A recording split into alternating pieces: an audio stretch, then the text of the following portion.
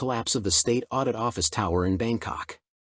Demolition workers are expected to reach the first floor of the collapsed 30-story State Audit Office Tower in Bangkok on Monday, as City Hall confirmed 62 deaths at the site.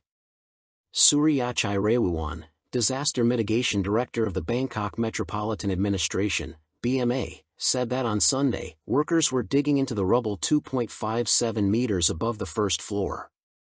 They are expected to reach the first floor on Monday, nearly a month after the tower collapsed during the 7.7 magnitude earthquake in Myanmar on March 28.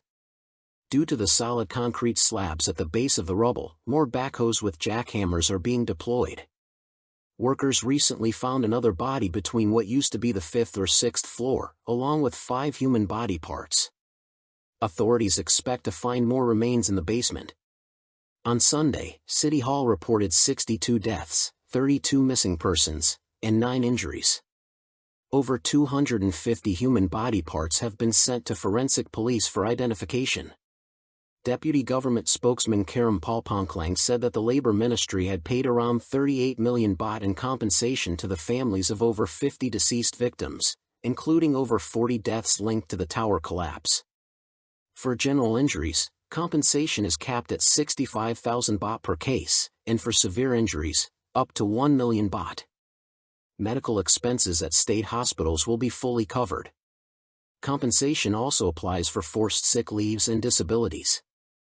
Verification of mobile phone numbers registered to foreigners. Authorities will verify the names of foreign subscribers associated with 700,000 mobile phone numbers before deciding whether to terminate their mobile banking services in Thailand this June, according to the Minister of Digital Economy and Society, DES.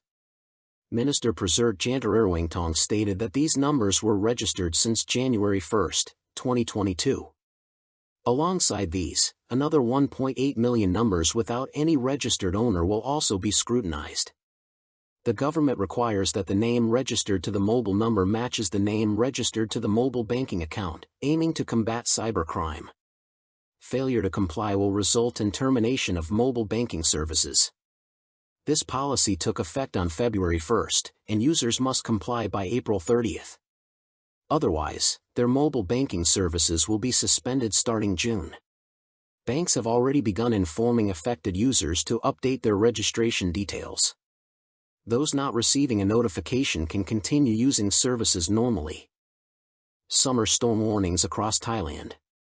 Thailand is expected to face widespread summer storms between April 26 and May 2, according to the Meteorological Department. From April 26 to May 1, thunderstorms, gusty winds, hail, heavy rain, and lightning are expected in northern and northeastern Thailand. These conditions are caused by a moderate high-pressure system from China and the convergence of southeasterly and southwesterly winds amid high temperatures. From April 28 to May 1, a westerly trough moving in from Myanmar will keep weather conditions unstable. After May 1, storms will slightly subside, but hot weather and occasional thunderstorms with strong winds are still expected. In the south, from April 26 to 28, southeasterly and southerly winds over the Gulf of Thailand, and westerly winds over the Andaman Sea, will cause heavy rainfall. Waves could reach about 1 meter, rising to over 2 meters during thunderstorms. From April 29 to May 2, winds are expected to weaken slightly, with wave heights dropping below 1 meter, although thunderstorms could still cause waves over 2 meters. Public advisory. Residents are urged to avoid open areas, tall trees, weak structures, and billboards. There is a high risk of flash floods and runoff, especially in foothill and low-lying areas. Farmers should reinforce crops and protect livestock. In the south, residents must watch for heavy rainfall and water accumulation. U.S.-Thailand trade talks delayed amid criminal cases. In Chiang Mai, former Prime Minister Thaksin Shinawatra revealed that criminal investigations against certain Americans in Thailand contributed to the postponement of tariff talks between Thailand and the U.S. Thaksin had previously offered to assist the negotiations through informal talks with associates of U.S. President Donald Trump. When asked on Saturday, Thaksin said, "We have talked. But unfortunately, the U.S. is now acting based on information supplied by various organizations about lawsuits against several American citizens. Although Thaksin did not specify the cases, one likely involves American academic Paul Chambers. On April 8, Chambers, a lecturer and special advisor on international affairs at Naresuan University, was charged with royal defamation over an online lecture given in October last year. He was released on bail but faces visa revocation. The Court of Appeal Region 6 approved his release on April 9 with a 300,000 baht surety.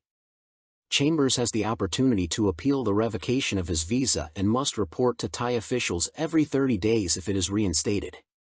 The U.S. State Department said it was alarmed by Chambers' arrest, with human rights groups also expressing concern. Following these tensions, Thailand's government postponed the negotiations after officials in the U.S. informed the PM that the U.S. wanted Thailand to review specific issues before proceeding.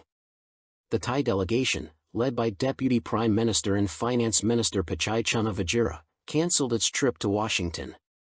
Thailand's trade surplus with the U.S. was estimated at $45.6 billion last year. A 36% tariff on Thai goods was supposed to start on April 9, but President Trump delayed it for 90 days to allow for negotiations. Thaksin added that U.S. considerations might also involve Thailand's relations with China. He urged Thailand to stay calm and prepare information carefully for the next rounds of tariff talks. While campaigning for few Thai candidates in Chiang Mai, Thaksin adapted Trump's motto by saying, "Make Thailand great again."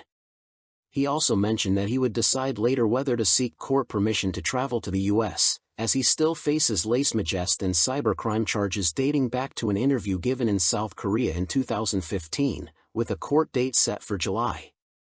Thaksin clarified that Prime Minister Paetongtarn Shinawatra need not be directly involved, as the negotiations will primarily involve the U.S. Trade Representative, USTR, the U.S. Department of Commerce, and Thailand's Ministry of Commerce. He concluded by emphasizing that Thailand must review its global trade strategies carefully in response to the situation.